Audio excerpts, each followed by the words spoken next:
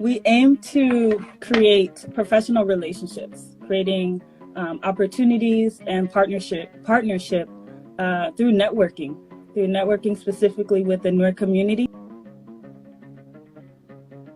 I want South Sudan to become Wakanda someday. So I guess this is sort of us trying to figure that out. How can we figure out where is our vibranium? How can we get into those oil plants and make sure that we have access, make sure that we have control of that so that wealth is being generated within our communities instead of us like outsourcing the work or importing stuff that we have the capability to do ourselves. We just have to wake that up inside of us and inside of our people. It's not what you know, it's who you know. We want to be the people that you know to get you the doors that should be open for you. And so that's something that I haven't seen in the nerd community. We're starting off as the professionals demographic because it seems like that is how we can better impact each other through our professional networking. Nur Freedom LLC. And what I do currently for that is just finding different financial solutions for our community. So starting off with credits, that's a very big thing. It's not only a safe space, but a place where you can get the guidance, the education, and any type of assistance that you might need to better educate yourself.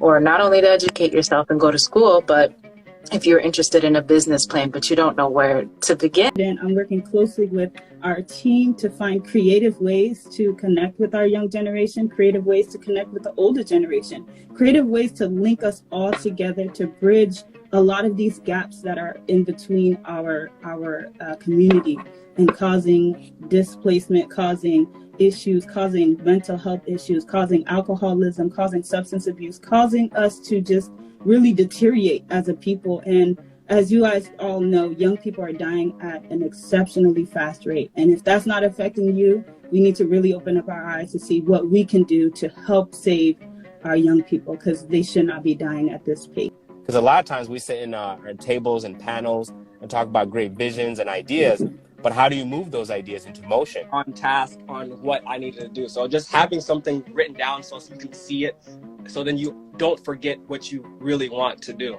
And, so. These are topics that cripple our community, but we want to bring those to light and then tackle them each one by one together. I mean, we don't have a solution for everything, but we at least need to start somewhere. We can be talented, we can be experts in every field, but we must remember that we don't win alone. And we definitely need to hit the need home first.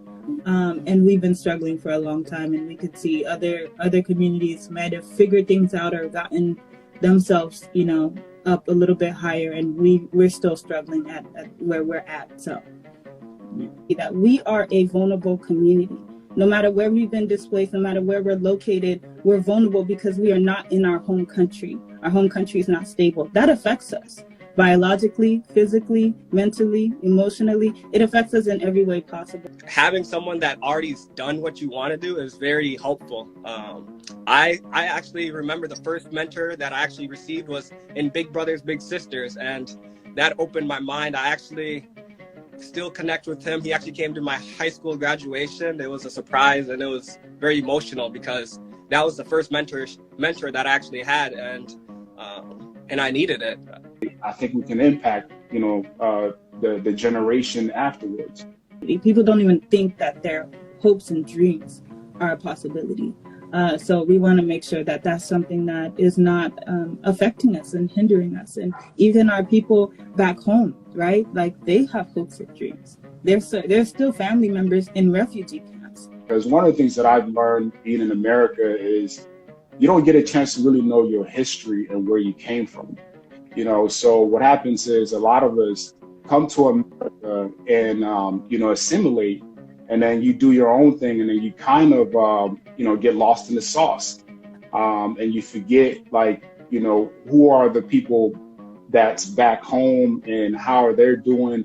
And even here, I see a lot of Nur folks, Sudanese folks, end up finding themselves having identity crises and things of that nature. I see this person is drinking because they're upset, let me do the same thing. Or this person is smoking because they're frustrated, let me do the same thing. Or this person is going to a party because You know, they want to feel happy, or they're seeing those things that people are doing to cope, and they, without realizing it, they fall into the same thing as well. So we want to make sure that we are also being mindful of the children and providing them with the right mentorship to look up to. A lot of problems that you are facing today is not because of you, it's because of your parents.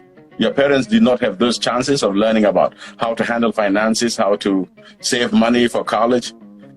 You know, when they get tax money, people get excited. They just don't know that this tax money is for the future generations to be raised. I know we do not have grandparents and parents who had money in the banks and houses and all this, but we are a resilient community. We have been struggling, and you guys are examples of resilient youth.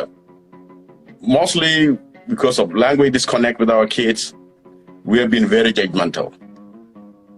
You know, and with your generation here, you are not judgmental. You are here to help. You are here to provide solutions. And I think coming to America and all the ideals that has been passed down to us through a different culture, we kind of tend to forget who we are as a people. Even our own language, we forget our culture, the language, and those are the things that are critical. That's what gives us our self-identity. I think we need to start this wave of people sharing that they're going to therapy, or they're finding that outlet to cope with some of the effects that, you know, being a refugee, being an immigrant has on us, because that's a psychological effect. Even for those who are born in this country, are still affected by those opportunities or those events that took place. You know, if you want to go somewhere fast, you go alone. If you want to go somewhere far, you know, you have to do it with a group.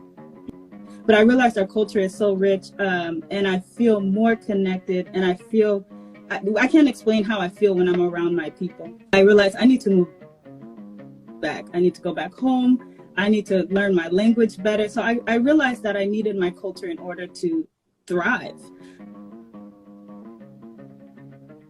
A lot of our team members here at Neuro Professional Network come from a background of resiliency and powerful family support.